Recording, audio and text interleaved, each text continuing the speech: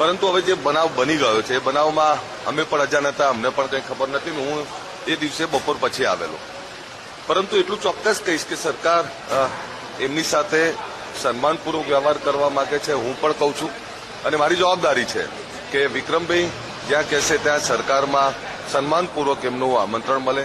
અને વિક્રમભાઈને હું તો સરકારને પણ વિનંતી કરું છું કે સરકારે વિક્રમભાઈને આમંત્રણ આપવું જોઈએ અને વિક્રમભાઈની સાથે એ તમામ જે ખ્યાતનામ કલાકારો છે, નામાંકિત કલાકારો છે, જેમણે ગુજરાતની ફિલ્મ ઇન્ડસ્ટ્રીને, ગુજરાતની સાંસ્કૃતિક વારસાને જીવંત રાખવા માટેના જે લોકોએ પ્રયત્ન કર્યા છે, આવા બધા જ કલાકારોને બોલાવવા જોઈએ અને સન્માનિત કરવા જોઈએ. બીજી વાત એમણે જે કંઈ ઉઠાઈ છે એ તમામ બાબતોનો અભ્યાસ કરીને સરકારમાં જ્યાં જે કંઈ વાત કરવાની યોગ્ય જગ્યાએ વાત કરીશ.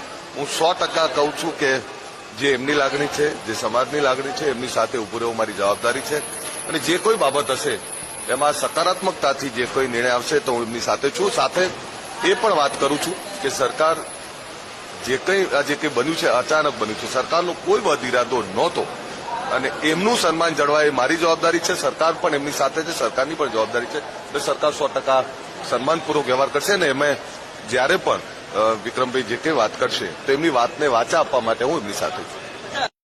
ખુદ સરકારને પણ ઝૂકવું પડે આ ઠાકોર સમાજની એકતા સામે.